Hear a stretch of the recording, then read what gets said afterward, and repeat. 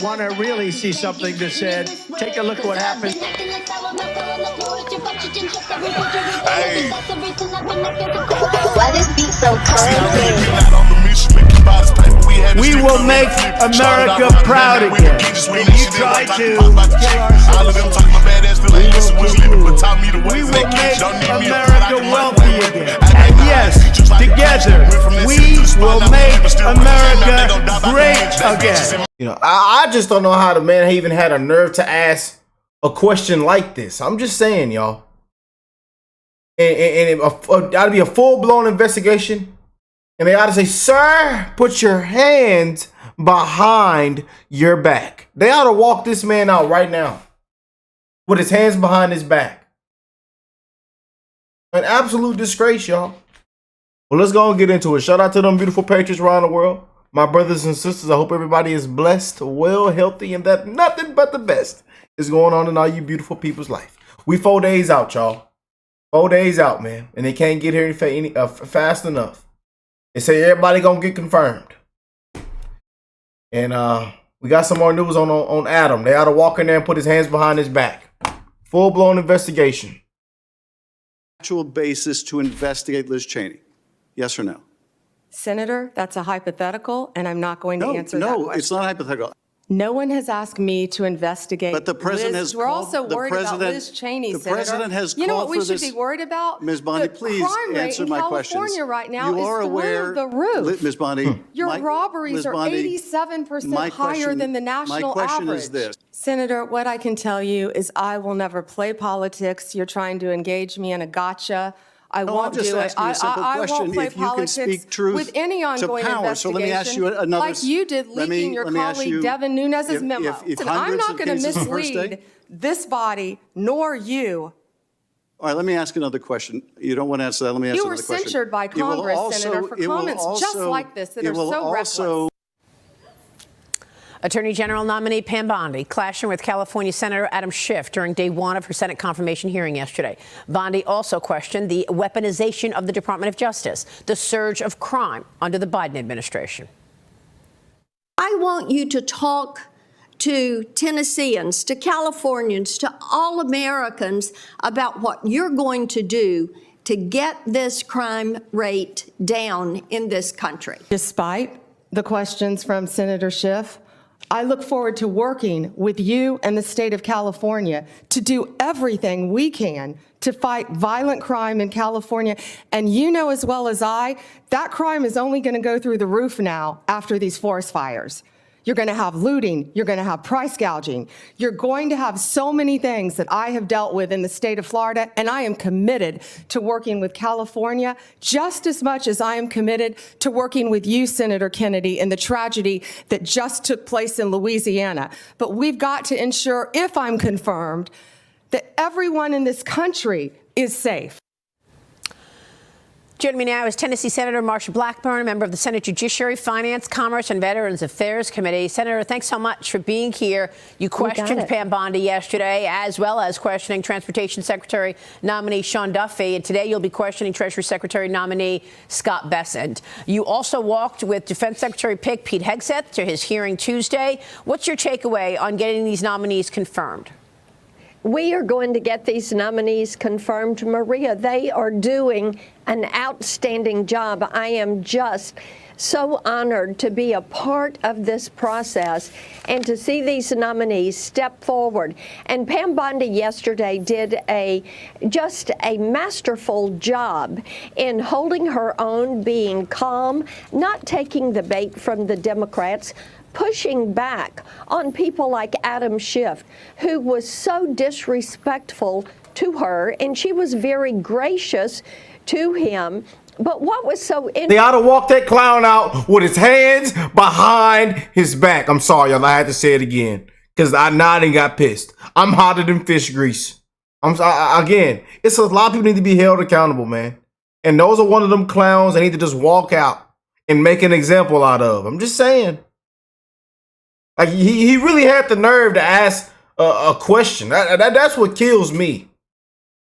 And then gonna fall asleep later on in the hearing. I ought to be ashamed of himself. Interesting.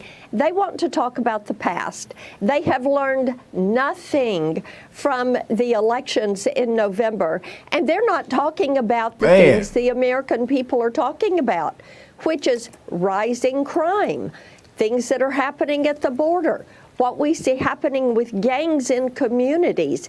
And that is what the American people wanted to hear. They wanted to hear about transparency and a restoration of respect at the U.S. Department of Justice. And the Democrats didn't want to talk about that at all. Well, it's unbelievable when you consider the crime spiking in California, as well as all of those gangs that you just mentioned, the Tren de Aragua gang, harassing people across the country, this gang from Venezuela. And what does Adam Schiff ask about? Liz Cheney? A disgrace, man. You just can't make it up. And I don't know what happened with that committee in the House. We do know Adam Schiff was censored. We do know he subpoenaed records from a call with a reporter. We do know what he did to Devin Nunes. But then they continue to talk about the January 6th committee. You continue to hear about preemptive pardons for people that were a part of that process.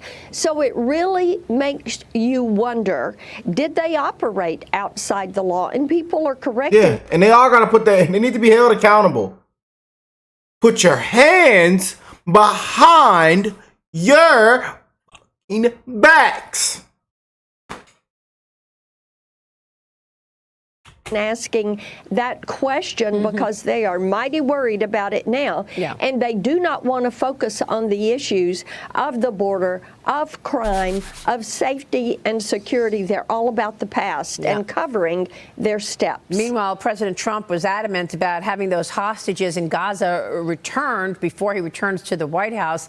Israel is now delaying its cabinet vote to approve this ceasefire deal with Hamas. Prime Minister Benjamin Netanyahu is accusing the terrorist group of backtracking on parts of the agreement. I'd like to know what you can tell us about this. President Biden is trying to take credit for everything on this deal. He did so during his farewell speech last night. President-elect Trump, meanwhile, posted this on Truth Social. This epic ceasefire agreement could have only happened as a result of our historic victory in November. My national security team, through the efforts of Special Envoy to the Middle East, Steve Witkoff, will continue to work closely with Israel and our allies to make sure Gaza never again becomes a terrorist-safe haven. Arab officials told the Times of Israel Steve Witkoff, Trump's Middle East envoy, swayed Netanyahu more in one meeting than Biden did all year, Senator. First question is, do you know where we stand on this ceasefire agreement and your reaction to how we got here? And we got here because President Trump has taken charge of this situation. And Maria, after he was elected, you began to see things change. And the fact that he has told Hamas there will be all hell breaking loose, they know that because they know if Donald Trump tells them something, he is going to take that action. Standing on business. And Steve Witkoff has stayed through this negotiation process. He is bringing entities together. If we get the difference, man, Biden say something, everybody laugh. Everybody just start laughing and crack open a beer. Yeah, Trump say something, man, people start putting stuff down. They start rethinking. They do that. You know, they scared. They booty tighten up. They get their act together, and whatever he said, that's what goes. Yeah.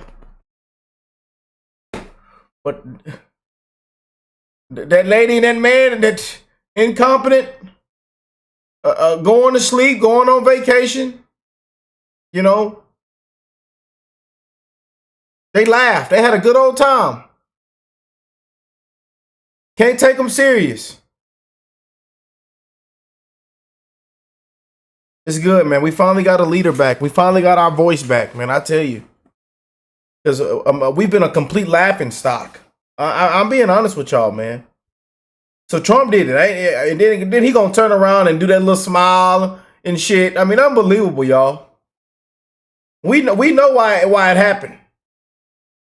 Trump say all hell going to break loose. Bye-bye, sir. Bye-bye. One of the worst administrations, worst presidencies. They ought to walk you out with in handcuffs. Because we know what has been taking place. You know, now you got criminals pardoning criminals. It's a disgrace, y'all.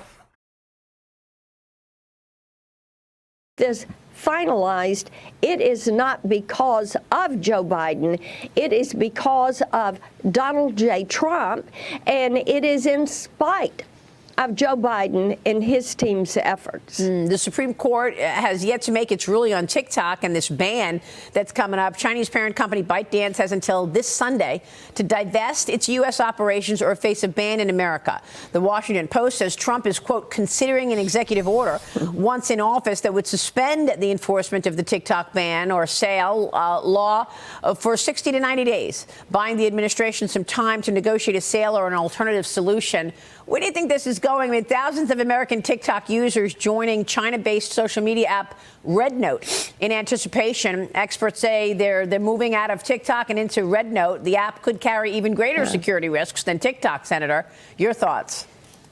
And what we know is that the Chinese Communist Party is desperate to maintain access to data and information of U.S. users, because what they do is to build a virtual you. What they have done with TikTok, the reason it was banned, it is so invasive. So the goal has to be putting the burden on these platforms, finding a way to protect U.S. users and their data and their information, and not have this spyware invading everyone's phone. Do you believe that Trump's nominees will all be confirmed? There were some questions about Tulsi Gabbard as well. Yeah. Oh, I think everybody's going to get confirmed, Maria. They are doing such a great job. We're so proud of them. And indeed, everyone should be confirmed. And bear in mind, we're going to be working in the Senate as soon as the inaugural is complete. We're going to be confirming nominees. We're going to be advancing nominees, marking them up in hearings. We may even do a hearing or two on inaugural afternoon. I see. Okay. So, Senator, the hearing on inaugural afternoon would focus where? On TikTok or on your plans to execute Trump's agenda? On the nominees. On the nominees, to get them pushed through the process. So we want to complete this. We're working on the Lake and Riley Act. We would like to get that back over to the House and then to the president's desk as soon as we possibly can after he is sworn in. We're looking forward to the 100 executive orders that he is going to execute the afternoon after he is sworn in. We think that is a good start. It might take us 1,000 executive orders to undo all the bad that Joe Biden has done. But the point is, Maria, we are going to be there working. We are not going to waste one single minute of the Donald J. Trump administration. Do you expect the tax extensions to be in the first package? The tax extensions, I think, are going to take a little bit longer to work out. At Finance Committee, we have worked through this process. We are ready to begin moving forward, and you will see Senate Finance move forward with how we would approach this. Of course, the House is going to have to initiate this. We're going to do all we can to help them to be judicious in how they approach it and to look at pegging to current policy, not to current law, which will make the process easier. All right, we'll leave it there. We'll be watching your work, Senator. It's great to Oh, talk with you man. this morning.